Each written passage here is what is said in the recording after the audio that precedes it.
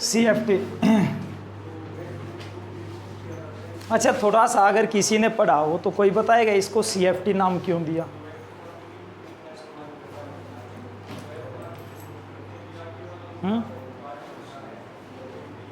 आप बोल रहे थे पढ़ा था, तो उसमें नाम जरूर आया होगा कि CFT क्यों दिया।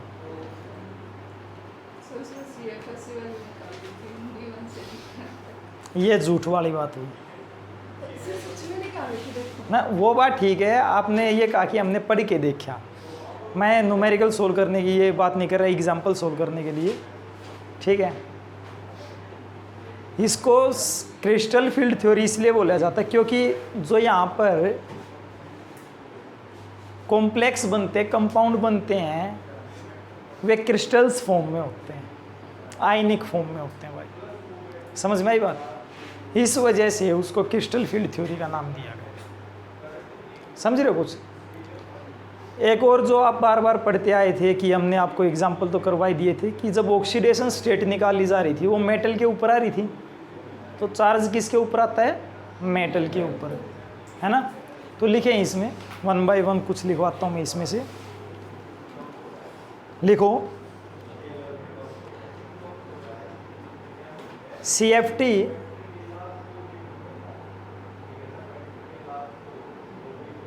is an electrostatic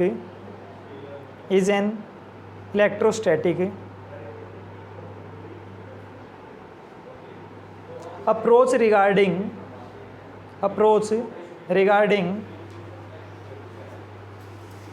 the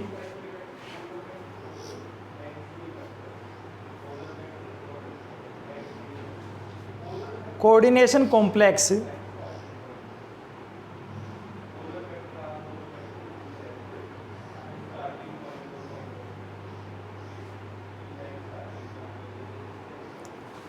is considered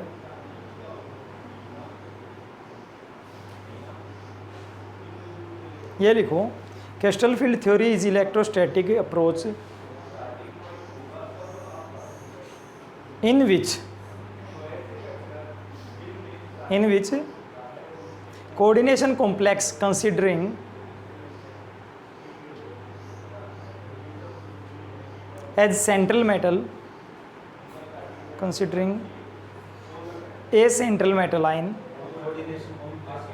is considering a central metal ion, क्या कंसिडर करता है? उसके अंदर एक सेंट्रल मेटल आयन होता है which is surrounded by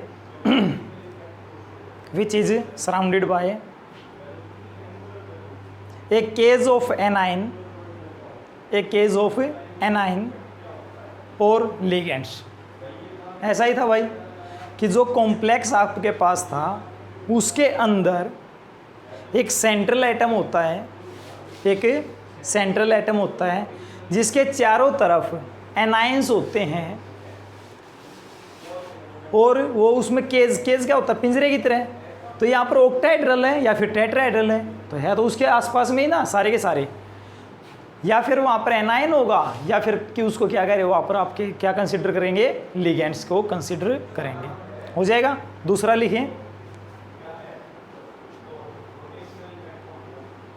this central metal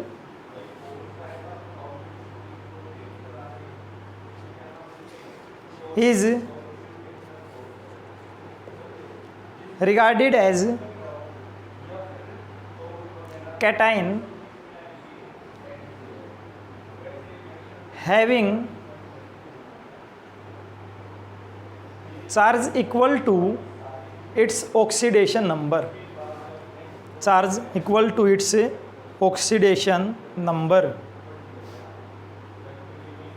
समझ गया भाई? जो सेंट्रल मेटल होगा वो किसकी तरह होगा? कैटाइन की तरह एक्ट करेगा, जिसके ऊपर इतना ही चार्ज होगा जितना उसका ऑक्सीडेशन नंबर रहेगा। नेक्स्ट है the ligands are consider as point charge. Ligand को कैसे कंसिडर कर रहे हो? पॉइंट चार्ज की तरह। which are either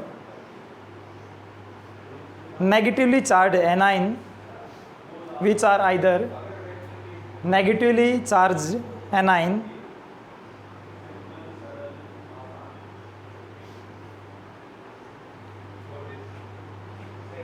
or neutral molecule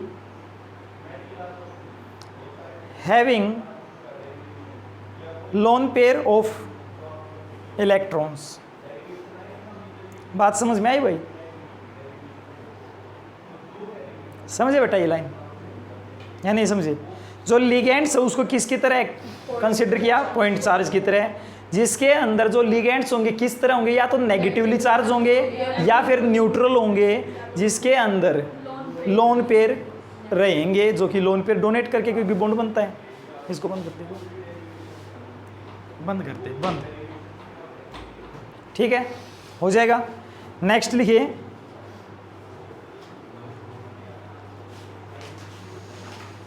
this central metal cation is surrounded by a field of anions, a field of anion, है ना? जैसे क्रिकेट में बोलते हैं ना, फील्डिंग लगा देते हैं, ऐसा ही होता ना। तो लिगेंड्स क्या कर रहे हैं? फील्ड कर रहे हैं उसको। समझ में आई बात है? तो क्या कर रहे हैं? उसके चारों तरफ एडजस्ट हो रहे हैं, तो उसकी एक फील्ड आ रही है, उसको कंसिडर कर रहे हैं, उसको कवर कर रहे हैं। नेक्स्ट लिखिए, the bonding between the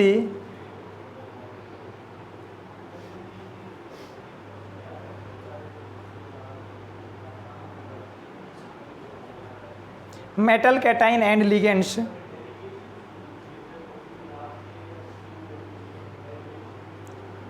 are purely electrostatic in nature, are purely electrostatic in nature। तो कैसा अट्रैक्शन होगा बेटा इनके बीच में?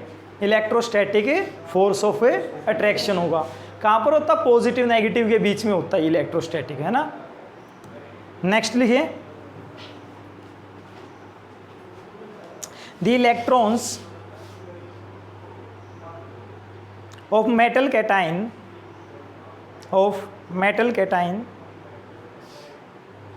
and ligands do not mix up, mix up नहीं हो रहे भाई यहाँ पे। that means there is no overlapping between metal and ligands orbital, metal orbital and ligands orbital।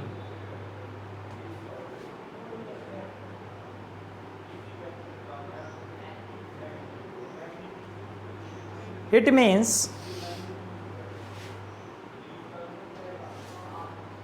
CFT ignore the covalent bonding between metal and ligands, क्योंकि भाई overlap कर जाती तो म्यूचुअल शेयरिंग हो जाती। समझ में आ रही बात है? तो इसको अवॉइड कर रहे हैं। 7 था क्या? 6 था, 7 आया होगा। लिखो नेक्स्ट, 7 आया भाई। In an isolated metal ion, in an isolated metal ion, all 5d orbital of 5d orbitals have same energy,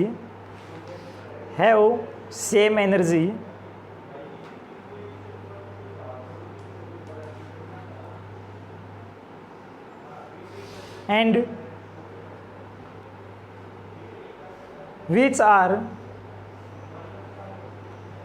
termed as TERMED, degenerate orbital,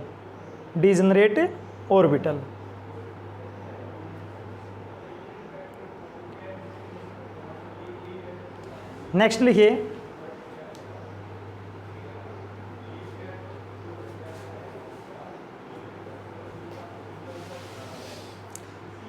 when, next point में when ligands approach towards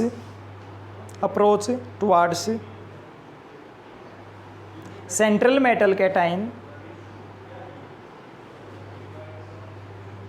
by its negative end, there is a repulsion between the electrons of metal ion and ligands take place.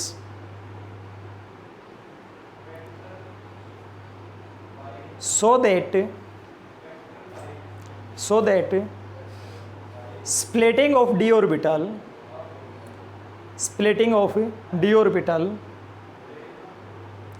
take place into two set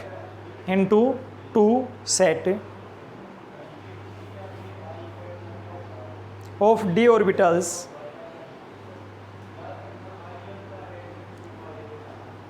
T2z and EZ,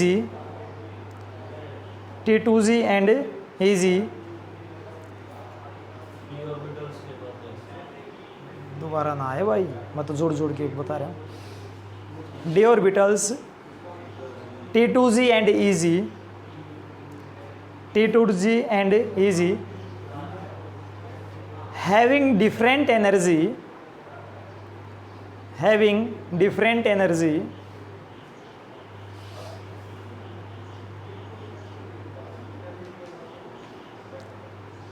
that kind of splitting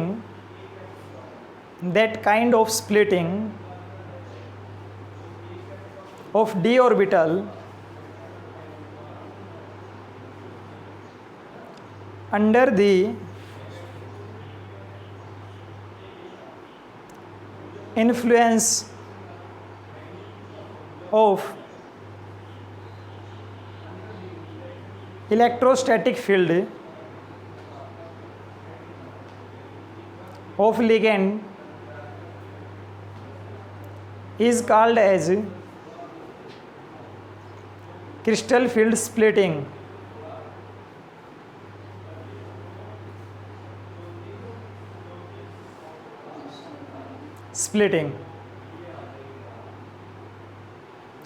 last point लिखें इसमें, energy difference between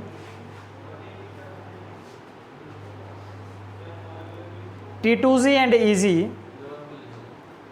energy difference between T2z and EZ, T2z orbital थी ना, and EZ,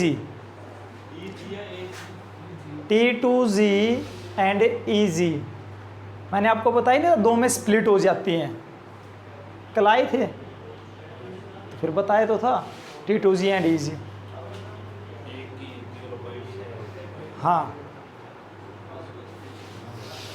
क्या लिखवाया है?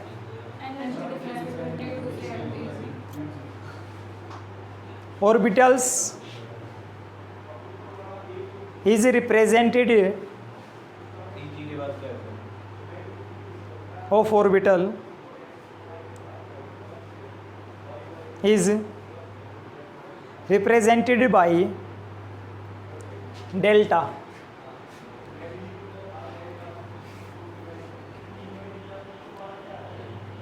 This is called crystal field splitting energy. This is called crystal field splitting energy.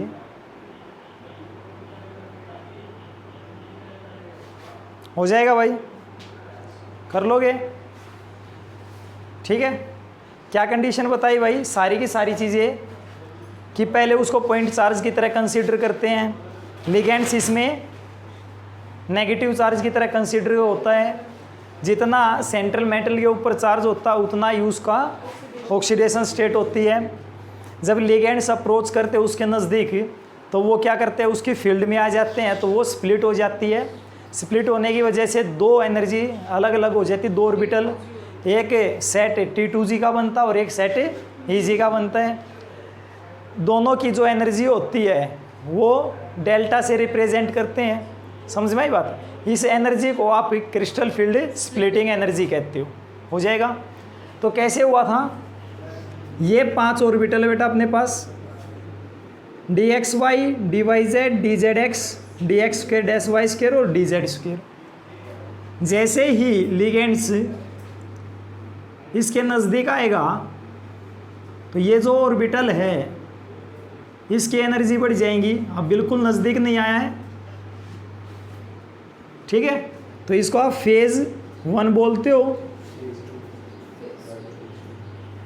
और इसको phase 2 बोलते हो। और यहाँ से अगर ये ऑक्टाहेड्रल कॉम्प्लेक्स है, अगर ये ऑक्टाहेड्रल कॉम्प्लेक्स है तो स्प्लिट होगा कुछ इस तरह से।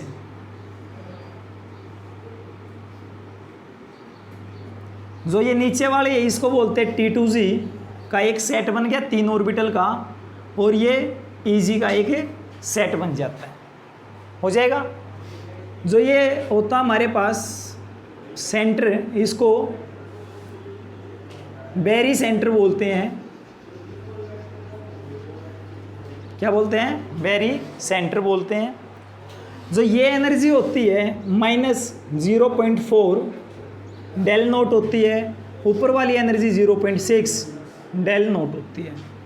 बताया ना उसने, डेल से रिप्रेजेंट करेंगे। ये जो नेगेटिव पॉजिटिव चार्ज है ये आपको बता रहा है कि एनर्जी कम हो रही है या ज़्यादा हो रही है। इससे इस डायरेक्शन में जाएंगे, देखिए ये सबसे नीचे है, ये उससे ऊपर है, तो एनर्जी इंक्रीज हो जाएगी। समझ गया भाई? हो जाएगा।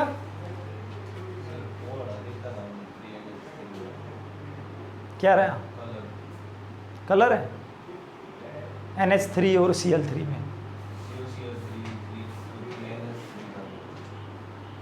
खाली NH।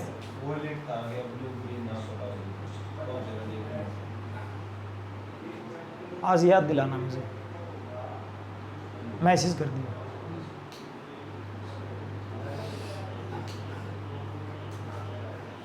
आप उसको फॉलो करो NCERT के अकॉर्डिंग फ़िलहाल, ठीक है, क्योंकि जब आप पेपर में लिखोगे तो भाई NCERT के अकॉर्डिंग ही लिख पाओगे। हो जाएगा भाई। बुक के अंदर बेटा इसको, इस एनर्जी को 2/5 डेल नोट भी लिख रखे हैं और इसको 3/5 डेल नोट भी लिख रखे हैं, ठीक है, हो जाएगा भाई। बात तो वही है, 0.4 और ये 0.6, ये माइनस में और ये प्लस में। कोई डाउट? ध्यान रहे, अगर किसी कॉम्प्लेक्स में D1 कॉन्फ़िगरेशन आ रही है इलेक्ट्रॉन के रिमूव करने के बाद, मीन्स ऑक्सीडेशन स्टेट निकालने के बाद, जैसे हम VBT में निकालते थे, D2 आ रहा है और D3 आ रहा है, तो बेटा इनके ऊपर स्ट्रॉन्ग लिगेंड्स या वीक लिगेंड्स का कोई इफेक्ट नहीं है। समझ में आई बात? यहाँ पर स्ट्रॉन्ग लिगेंड्स भी वीक की तरह वर्क करेंगे। समझे या नहीं समझे? तो अपने को करना क्या है, एक इलेक्ट्रॉन यहाँ पर अगर D1 है तो वो इलेक्ट्रॉन यहाँ पर आ जाएगा DXY में, फिर वो इलेक्ट्रॉन यहाँ पर। आप क्या करते हो, इसकी CFSC निकालते हो, क्रिस्टल फील्ड स्प्लिटिंग एनर्जी। जितनी यहाँ पर एनर्जी है उसको मल्टीप्लाई कर दोगे, -0.4 मल्टीप्लाई बाई 1 प्लस ऊपर कितना है 0.6 मल्टीप्लाई बाई 0, तो कितना आ गया -0.4 डेल नॉट, हो जाएगा। तो D1, D2, D3 के अंदर बाई चांस मान लीजिए कि यहाँ पर आपका D3 होता तो 3 इलेक्ट्रॉन यहाँ पर होते भाई। अगर आपके पास स्ट्रॉन्ग लिगेंड्स होता भी, D3 का कोई केस आता, तो आप ये नहीं होता कि आप इनको पीछे पेयर करवा देते। समझ में आई बात? तो D1, D2, D3 के अंदर आपका ये कंसीडर नहीं होगा कि स्ट्रॉन्ग लिगेंड से या वीक लिगेंड से, हमेशा वीक की तरह ही काउंट रहेगी चीज़ें, चाहे बेसिक से स्ट्रॉन्ग लिगेंड्स हो। आपकी चेंजमेंट आता कहाँ पर, D4, D5, D6 और D7 के अंदर। मान लीजिए यहाँ पर D4 है तो वो इलेक्ट्रॉन यहाँ पर जाएगा, तो यहाँ पर अगर वो हुआ वीक लिगेंड तो ऊपर चला जाएगा, तो CFSC चेंज हो जाएगी। तो वीक लिगेंड्स के केस में CFSC की बात करता हूं मैं, तो आप यहां पर कुछ इस तरह से लिखो, CFSC वीक लिगेंड्स के केस में, स्ट्रॉन्ग लिगेंड्स के केस में। वीक लिगेंड्स के केस में आप क्या बोलते हो, हाई स्पिन, क्या बोलते हो, हाई स्पिन, और इसमें लो स्पिन बोलते हो, लो स्पिन कॉम्प्लेक्स बनता है। तो CFSC किस केस में लिख रहा हूं मैं, D4। D4 में बेटा अगर हमारे पास वीक लिगेंड्स है तो ऊपर जाएगा, तो क्या कंडीशन आएगी, -0.4 मल्टीप्लाई बाई 3 क्योंकि 3 इलेक्ट्रॉन है, प्लस 0.6 मल्टीप्लाई बाई 1 कितना होया, -1.2 प्लस 0.6 कितना आ गया, -0.6 डेल नॉट। ठीक है, अगर ये हमारे पास स्ट्रॉन्ग लिगेंड्स होता तो जैसे आप हमेशा करवाते आए थे VBT में कि ये इलेक्ट्रॉन को आप पीछे पेयर करवा देते, क्योंकि आपके D के 2 खाली चाहिए थे, तो आप इस इलेक्ट्रॉन को नीचे ले आओगे, किस में आ जाएगा, DXY में आ जाएगा। तो कंडीशन कैसी आएगी आपके पास स्ट्रॉन्ग के केस में, ये कंडीशन बन जाएगी भाई, 1, 2, 3 और 4। तो CFSC कितनी आई, -0.4 multiply by 4 plus 0.6 multiply by 0, तो -1.6 डेल नॉट हो जाएगा। कोई डाउट। D5 किसमें, हाई स्पिन का केस, तो कितना आया हमारे पास, 0.3 मल्टीप्लाई बाई 4 -0.4 मल्टीप्लाई बाई 3 आ गया ना क्योंकि वीक लिगेंड्स है, प्लस 0.6 मल्टीप्लाई बाई 2 कितना आया, -1.2 प्लस 1.2 कितना आया बेटा, 0। बट कंडीशन चेंज हो रही है यहाँ पर, कितना आएगा, -0.4 मल्टीप्लाई बाई 5 आ जाएगा यहाँ पर, प्लस 0.6 मल्टीप्लाई बाई 0 कितना आया, -2.0 डेल नॉट। कौन सी कंडीशन आई, D6।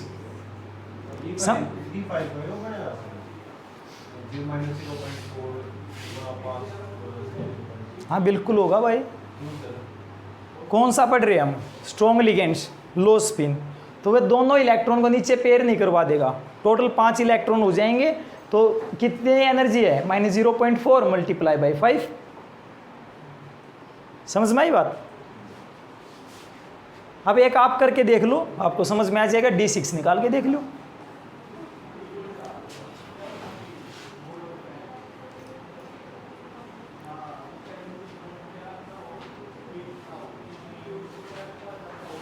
D6 high spin complex भी बनाना है और लो भी बनाना है।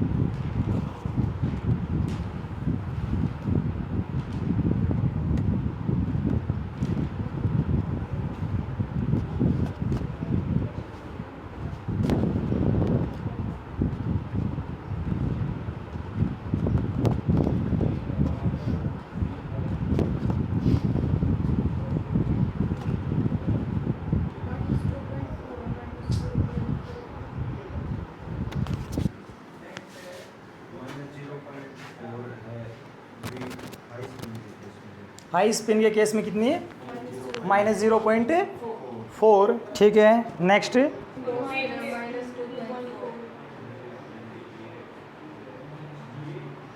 भाई कितने हो जाएंगे हमारे पास वीक लिगेंड्स? तो 1 2 3 4 5, एक यहाँ पर आ जाएगा 6, तो नीचे कितने हो गए? 4 हो गए। तो D6 में या नीचे की तरफ सॉरी T2G में कितने हो गए?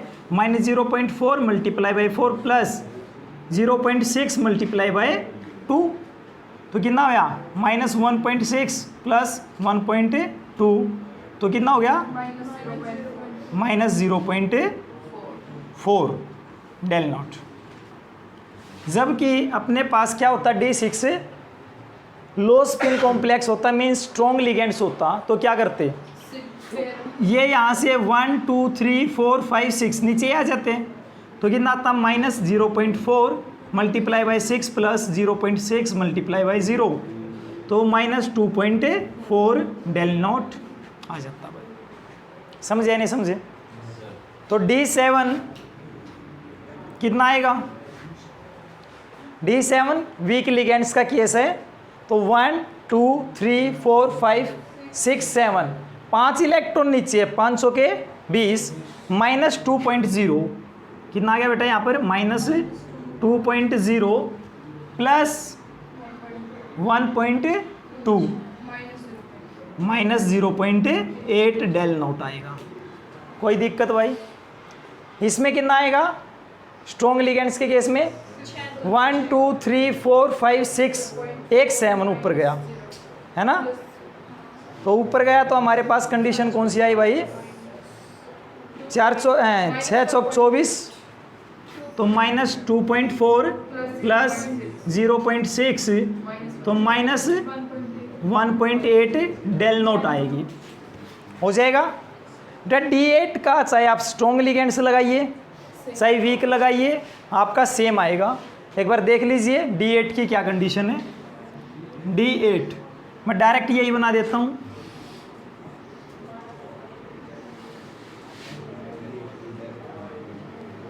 अगर स्ट्रॉन्ग वीक लिगेंड्स है तो 1 2 3 4 5 6 7 8। अगर हमारे पास स्ट्रॉन्ग लिगेंड्स होता तो पहले नीचे पेयर करवाता, फिर ऊपर जाते 1 2 3 4 5 6 7 8, एक ही जैसे हैं। तो यहाँ पर फर्दर आपका वीक लिगेंड्स या स्ट्रॉन्ग लिगेंड्स काम नहीं करेगा, तो आप यहाँ पर सिंपल जो भी इसकी आएगी वही इसी तरह से लिखोगे। तो कितना हो गया? -2.4 6 चौक 24 प्लस 6 दूनी 12 1.2, यही है ना, तो -1.2 डेल नोट आएगी। कर लोगे भाई? सेम आपको निकालनी है D9 की और D10 की। बनेगा ही नहीं, कैसे बनाओगे भाई इसमें? मैं अभी तो यही तो बता रहा हूँ कि लो और हाई स्पिन इसमें आएगा ही नहीं, ये कंडीशन आ ही नहीं रही है। करवाओ, कहाँ पर पेयर करवाओगे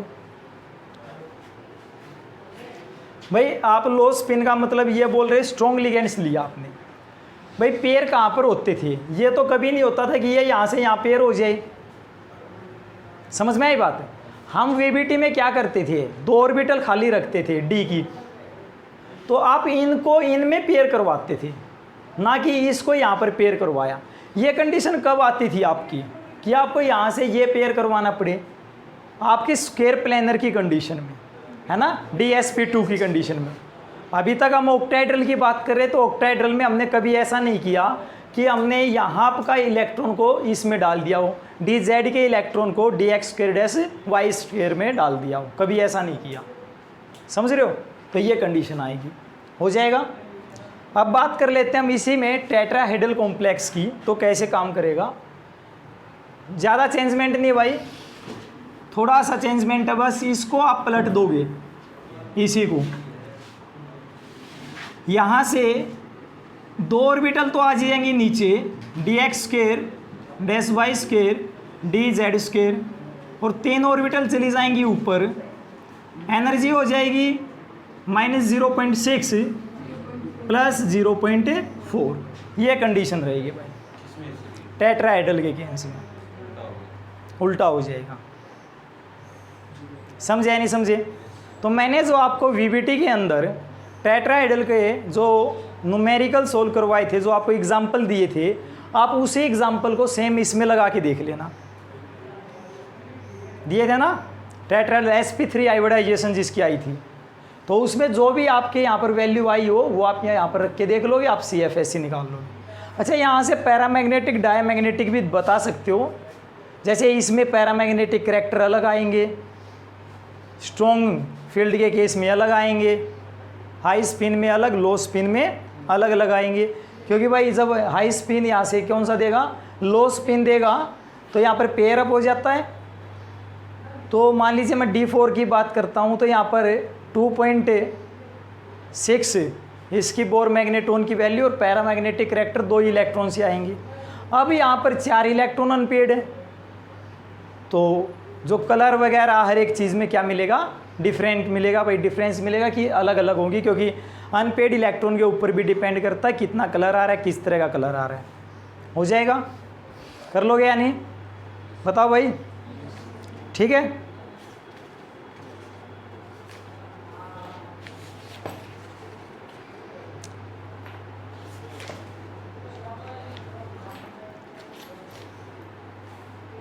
करके देख लोगे ट्राई। एक इसी में से एक छोटा सा टॉपिक और इसमें से लिख लीजिए आप, बस 2 लाइन लिख लो, बस ज़्यादा नहीं, फिर फिनिश करते हैं इसको। इम्पोर्टेंट मार्क कर लेना भाई उस चीज़ को, इस वजह से क्योंकि एग्ज़ाम के अंदर यहाँ से क्वेश्चन पूछा ही पूछा जाता है 101%, चाहे CBSE है चाहे स्टेट बोर्ड है। If del naught is less than P, del naught की वैल्यू कितनी बेटा, लेस देन P। P का मतलब पेयरिंग एनर्जी। जब इलेक्ट्रॉन ऊपर से नीचे आता है ना, तो एक एनर्जी को लगती है, और इस एनर्जी को बोलते हैं पेयरिंग एनर्जी। समझ में आई बात, नहीं समझे?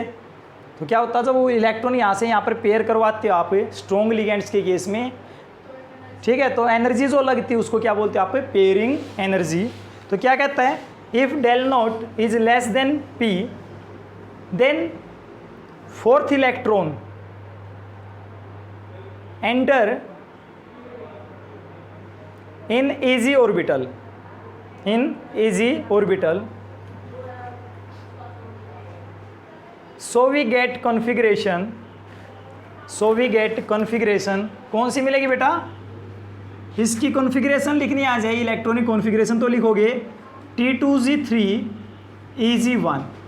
अगर यहाँ पर 2 इलेक्ट्रॉन होते तो T2Z3 EZ2 लिखते, परंतु हम D4 की कंडीशन पढ़ रहे हैं जो मैंने ये लिखी आपको यहाँ पर। तो जब आपकी डेल्टा नोट की वैल्यू लेस देन किससे है, पेयरिंग एनर्जी से है। समझ में आई बात, मीन्स जो क्रिस्टल फील्ड स्प्लिटिंग एनर्जी की वैल्यू जो आपकी आ रही है ये कम है किससे, पेयरिंग एनर्जी से, तो इलेक्ट्रॉन ऊपर जा रहा भाई। समझ में आई बात। तो कॉन्फ़िगरेशन क्या मिली, T2Z3 EZ1 हो जाएगा। तो किस कंडीशन में आ रहा है बेटा, ये वीक फील्ड लिगेंड्स के केस में और हाई स्पिन कॉम्प्लेक्स केस बन रहा है, यही तो हो रहा है। किस कंडीशन में जा रही है, ऊपर वीक लिगेंड्स काम कर रहा है, और कौन सा कॉम्प्लेक्स बन रहा है, हाई स्पिन कॉम्प्लेक्स बन रहा है। हो जाएगा, नहीं समझे? और अगर इसका उल्टा हो जाए तो क्या हुआ, if del naught is greater than P,